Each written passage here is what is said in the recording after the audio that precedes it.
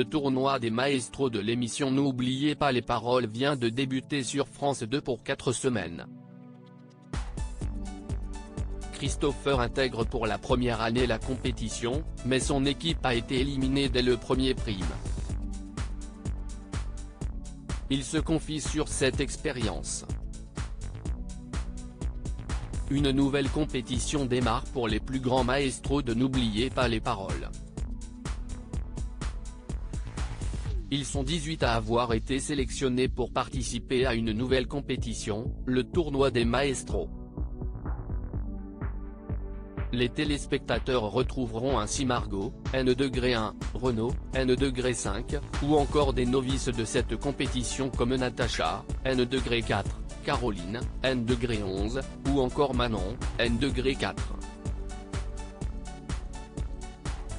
Cette fois-ci, ils ne joueront pas pour eux, mais pour des associations et ils pourront gagner jusqu'à 100 000 € à chaque prime. Petite particularité du tournoi des maestros, les apprentis chanteurs se répartiront dans les 6 équipes à raison de 3 candidats par équipe. Pour cette édition 2023, Christopher, N°9, fait sa grande première dans le tournoi. Malheureusement, son équipe est éliminée dès le premier prime par l'équipe de Renaud. Pour Télé Loisirs, il se confie sur cette première expérience. Christopher de N'oubliez pas les paroles vous laisse surpasser Télé Loisirs. Comment avez-vous préparé le tournoi des maestros 2023 ? Christopher, il n'y a pas eu de préparation particulière, je me prépare comme je me prépare d'habitude. Moi, je fais toujours des playlists avec des chansons que j'écris dans des carnets quand je suis dans le bus, dans les trains. J'y allais sans stress, avec beaucoup d'amusement et je savais bien que ça allait être un bon moment. Si est le seul événement dans l'année de N'oubliez pas les paroles où le jeu varie un peu puisque les épreuves sont un peu différentes. Je trouve que si est un peu plus rigolo, donc si est génial. Ça a été vraiment une expérience incroyable. La pression est-elle plus forte quand on joue pour des associations ? Si est un peu la même pression que quand on joue pour nous. Mais après si est vrai qu'on veut se surpasser, on veut donner le meilleur de nous-mêmes comme on joue pour des associations, on représente des grandes causes et moi, ça me touche particulièrement. Du coup, je veux vraiment donner le meilleur de moi-même pour ne pas décevoir mon équipe et ne pas me décevoir moi-même. Saviez-vous à l'avance avec qui vous allez jouer lors de ce tournoi ? On n'a rien jusqu'à la dernière minute. On ne savait pas avec qui on jouait donc ça a été une surprise dès qu'on est arrivé sur le plateau. J'étais très content de mon équipe, mais quoi qu'il arrive, les 18 personnes contre qui ou avec qui j'allais potentiellement jouer, j'aurais été content. Tout le monde a des personnalités incroyables et je les connais tous, à part 2 qui venaient d'arriver, parce que je ne les avais jamais vus avant, c'était Louis et Manon, et Charlotte aussi. C'était un plaisir de les retrouver. Quand on gagne ensemble, si est encore mieux que de gagner tout seul. Est-ce plus facile ou plus dur de jouer en groupe ? Je trouve que si est plus amusant de jouer en groupe. Ce que j'adore dans cette idée de jouer en équipe, si est justement cet esprit fédérateur. Quand on gagne ensemble, si est encore mieux que de gagner tout seul, parce que les émotions sont partagées. Et puis si quelqu'un dans l'équipe a un coup de mou, on le pousse et si quelqu'un est stressé, on fait tout pour que ça se passe bien.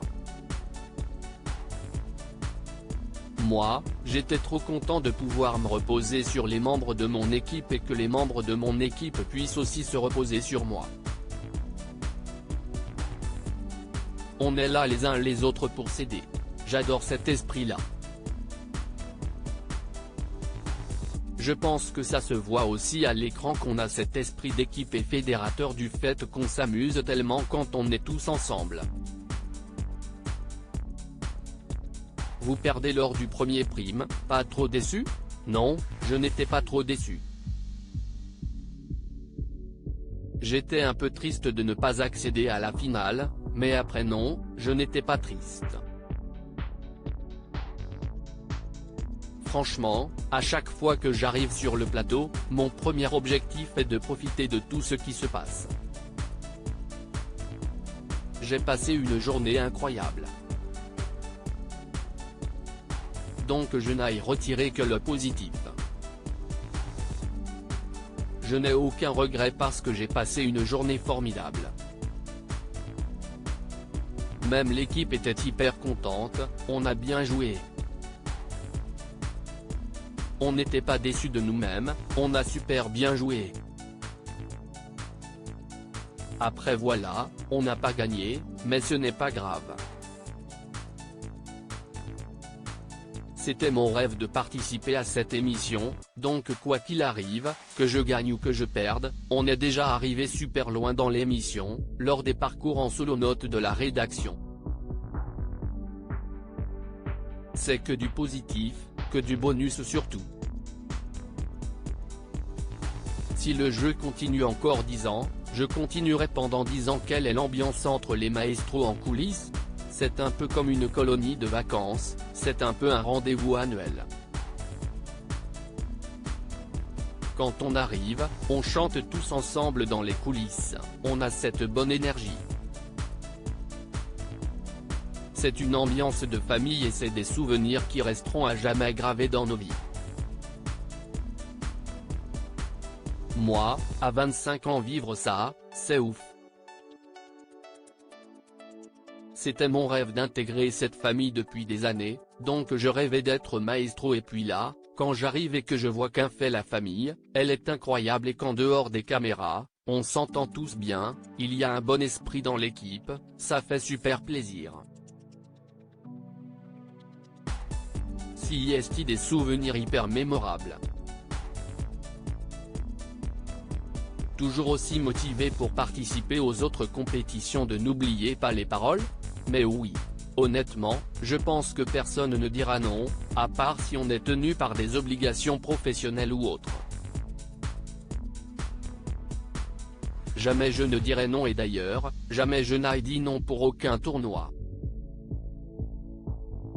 J'adore ça et moi c'était mon rêve.